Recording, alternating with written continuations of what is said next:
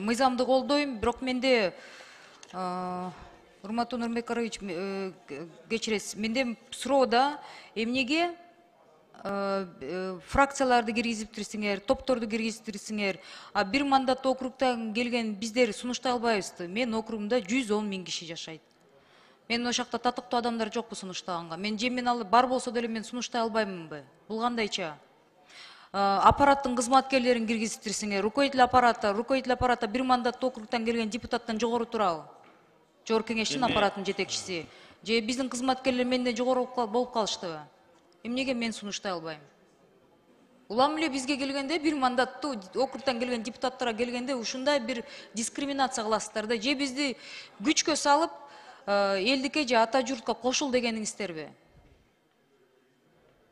Мына мен сизге канча жолу замечание кылып атам, комитетке деле жөнөткөндө бизди эске салбайсыздар, эсиңиздерге албайсыздар. Мына грамота бергенде деле биз сунуштай албайт экенбиз. Мына бияктан бир мандаттуу округтан келген 5-өөбүз эле калдык. Калгандары бүт топторго кошулду, группаларга кошулду. Анан болгондо дагы эми бул жөнөкөй эле почетный грамота. Бул жерден да бизди чийип салып атасыздар. Эмнеге? Это дискриминация. Жооп берип коеюнбу? Жооп берип коюңуздар. Элдвира Жыргалбековна, сиз туура түшүнсөңүз, буга чейин деле депутаттар сунуштаган эмес. Андай сунуштаганга депутаттардын Жок, биз биякта беренеңизде жазып атпайсыздарбы? Туура түшүнсөңөр, мен бул деген андамандатныйларды эгер биякта деген биз буга чейин фракциялар деп кирген, мурунку эскиси боюнчачы, биз азыр ошого өзгөртүү киргизип, бул депутаттык топторду киргизип атабыз. А депутаттар өздөрү сунуш бере албайт. Төраганын атына жасалат.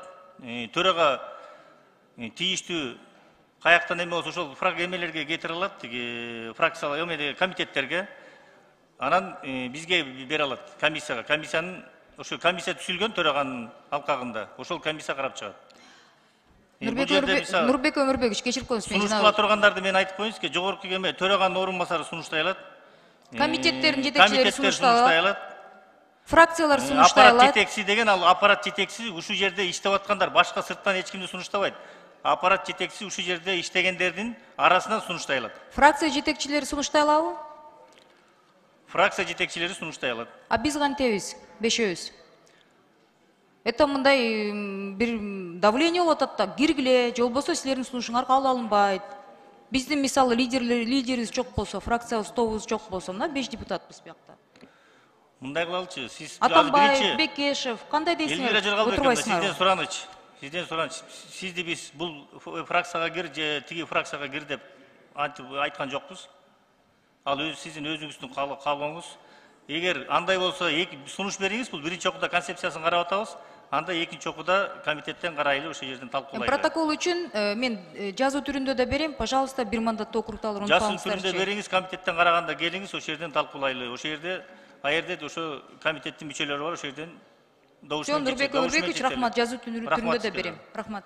Мен жекшемби күнү Батыш жаңы автовокзал жактан эл менен жолугушуп жатканда Павлова, Жумабек, Динара Асанова көчөлөрүнүн тереңинде жашаган адамдар келишип, ушундай бизде уурулардын саны көбөйүп, уктап аткан жерибизден үстүнөн келип уурулар соткабызды каратып туруп, сотка телефондорду, берки документтердин акчаларды уурдап кетип атышат. Ушу боюнча участковыйлар мурда иштечү эле, эмнеге иштебей жатат деп абдан катуу арызданышты да.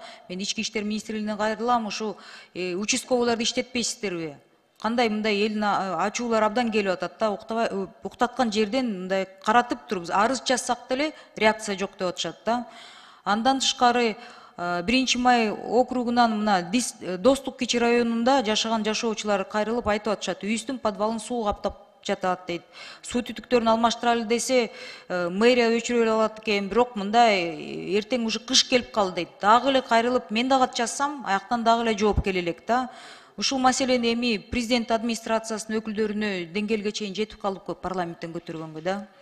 Ошол эле Достук кичи районунда биринчи шаардык оорукана бар да. Сокулуктун Антоновкасынан баштап Бишкектин Манас көчөсүнө чейин жарандар ошактан каралат да, барышат экен. Бирок ошол эле жерде наркологиянын тегерегинде Кайназарова жүздө оорукананын чоң мындай имарат, чоң эмес, чоң ээлеген жери турат да. Имарат оорукана урап атат дейт, эскилиги жетип. ошол адамдар кайрылып атат да, ошол жакта 35 миңдей жашайбыз дейт, ушу бир имарат салып бербейби ошол жакта, өкмөт какты карап атат деп кайрылып суранып атышат да, бул өкмөттүн эсине да. Андан тышкары жаңы конуштардын бир арыз мундары бар эле, ошондо Калыс Ордонун 106 көчөсүндө 11 жер тилкесиндеги аянты 0,16 гектар. Мурас Ордо конушундан 16 көчөсүндө 1,6 гектар аян жер бар дейт.